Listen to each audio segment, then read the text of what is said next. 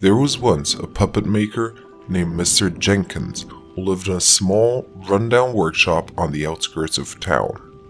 He was a strange, reclusive man who spent most of his days holed up in his workshop, lost in his own world of dolls and puppets.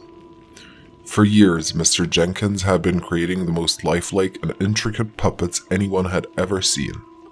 His creations were so realistic that they almost seemed alive, with expressive faces and moving limbs that seemed to have a life of their own. But despite his talents, Mr. Jenkins was a deeply troubled man.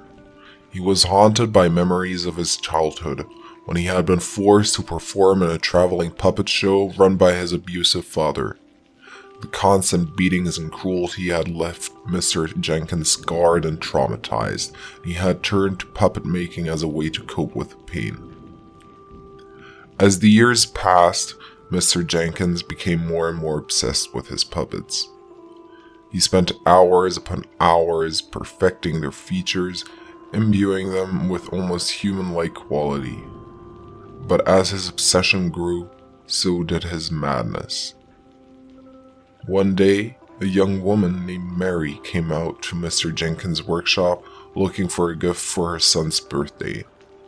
She was drawn in by the beautiful puppets on display and decided to take a closer look. As she examined the puppets, Mr. Jenkins appeared out of the shadows, his eyes glowing with a strange, intense light.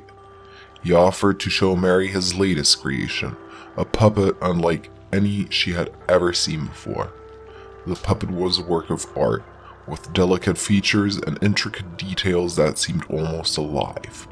But as Mr. Jenkins began to manipulate the puppet strings, Mary couldn't shake the feeling that something was off.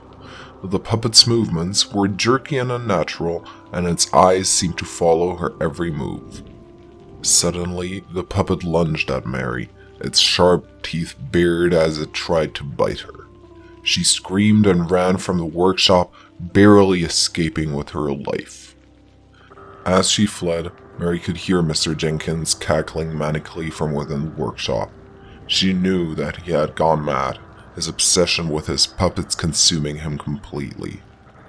To this day, the old workshop remains abandoned, its windows shattered and its doors locked tight. Some say that Mr. Jenkins is still inside, lost in his own twisted world of dolls and puppets. Others claim that his puppets are alive, waiting for their chance to strike again.